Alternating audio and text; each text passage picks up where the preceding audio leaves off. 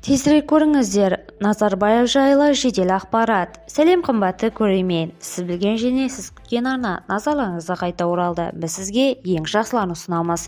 Ендеше біздің жұмысымыз жауапсыз қалдырмау үшін видеосына бір даналық белгісін басып қойып, видеомызды жақындарыңызға таратуды ұмытпаңыз. Лайк басқан қолдарыңыз қабатуларының қабырғаларына тисін. Назарбаев КТК акцияларының бір бөлігінен айырылды. Мәміле мемлекеттік мүлік туралы заңды бұза отырып жасалған. Сот шешімімен Назарбаев қоры КТК-ның 1% акциясынан айырылды.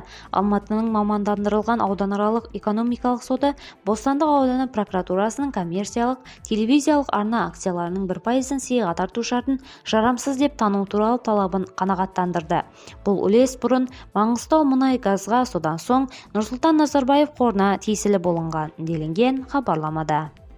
Видеомыздан барша хабардар болу үшін видеоролигімізді жақындарыңызға таратуды ұмытпаңыз. Алайда жақсылық тарату, оны жасаумен тең ұмытпайық. Басқа да жаңалықтарды білгіңіз келсе арнамызға жазылып өтуді ұмытпаңыз.